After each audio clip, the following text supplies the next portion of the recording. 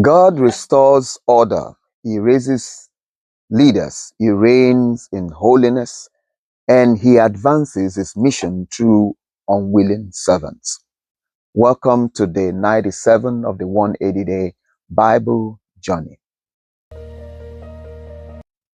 Today invites us to embrace God's leadership, to honor his holiness, and to step boldly into the work he has prepared for us.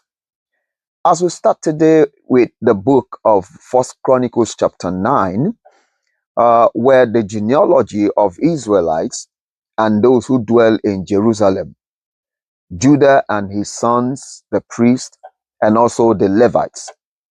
And then here in this chapter, we see the responsibility of the Levites. Some of them were the gatekeepers.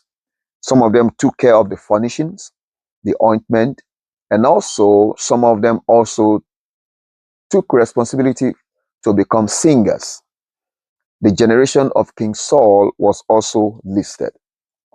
We see God restoring order and trying to bring to remembrance every family that have been a part of that new system is putting in place.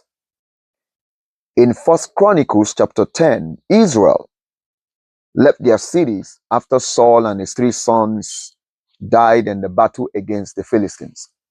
Here, the Philistines, they took over the land, but the men of Jabesh Gilead, they went behind, they took the body of King Saul and his 3 sons.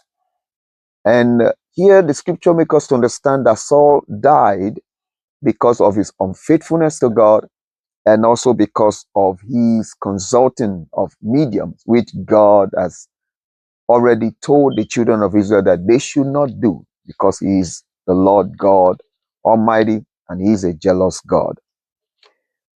Leadership without obedience, it collapses and it leads to a lot of issues, even including death. In First Chronicles chapter 11, David is here anointed as king over all Israel in Hebron. The people recognizing the word and the prophecy that have gone over him from God concerning him, and David overtook the Jebusites. Even at first they were resisting him, but he took that land, he took the city, and he built a city there, and they called it the city of David. Now, this chapter talks about the mighty men that helped David to win his battles. God will always raise leaders and surround them with strength.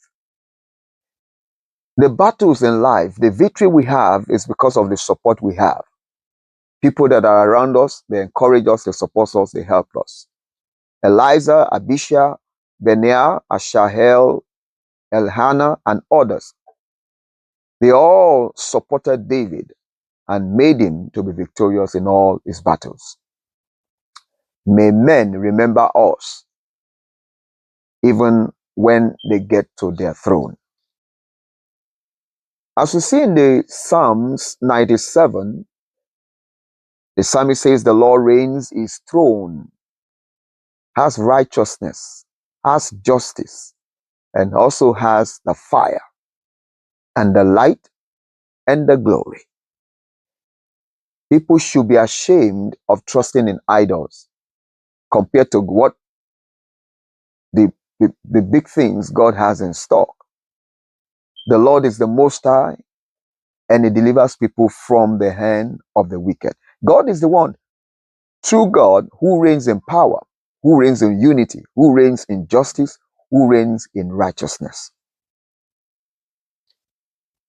In Acts chapter 13 in the New Testament, here we see Paul and Barnabas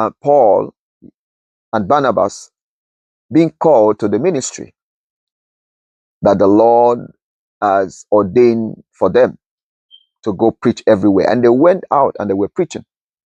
Initially, there was a confrontation with a sorcerer, Elimas, who confronted them, and they demonstrated God's power and Paul declared that he's going to be blind for a season, and he became blind. The gospel comes with demonstration. It's not just words, it comes with demonstration.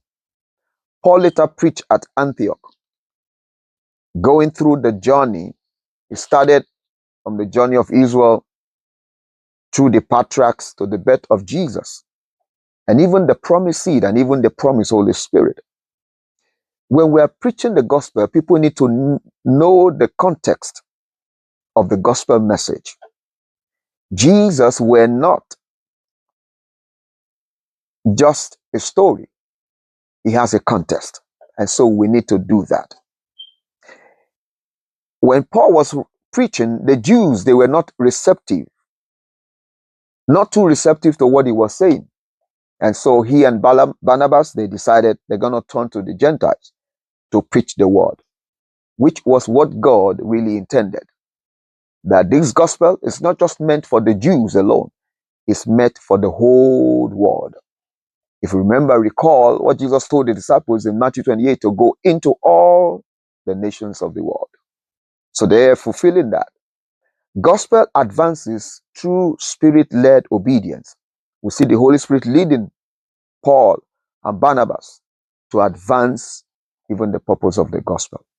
In what way are God leading you to advance what he has called you to do?